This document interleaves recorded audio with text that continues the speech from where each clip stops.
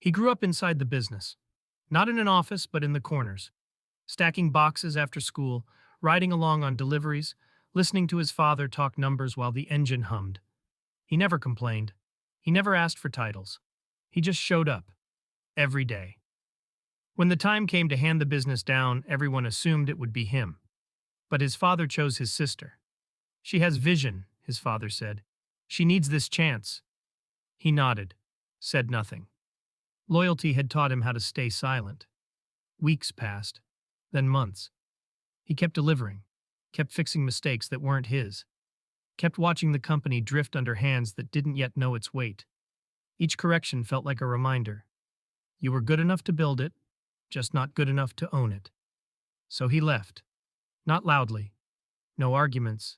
Just a quiet resignation and a job at another company. A place where no one knew his last name, and no one expected him to sacrifice for love. That hurt his family more than any argument ever could. They called him, asked him to come back, said the business was struggling. His sister was overwhelmed. Their father was sick now. The company, the thing he helped build, was on the edge of collapse. He said no, not out of anger, but out of need. He needed to prove something, to them and to himself, that he was more than the loyal son who stayed. Still, he never missed family dinner. One evening, his father asked him to stay after everyone had left. The house was quiet, older somehow. You remember when you were 10? His father said.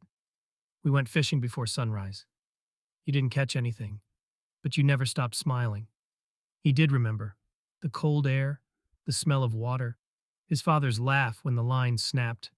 I wasn't teaching you how to fish, his father continued softly. I was teaching you patience and strength. I thought you already had enough of it. The son looked down at his hands, the same hands that built the business, the same ones that had let it go. I didn't leave because I stopped loving this family, he said. I left because I needed to know who I am without it. His father nodded, weak but understanding. That night, nothing was fixed. The business was still failing. The illness was still there. The hurt still lingered. But for the first time, they saw each other clearly, not as owner and successor, not as disappointment and expectation, but as father and son, still sharing the same table, still choosing to come home.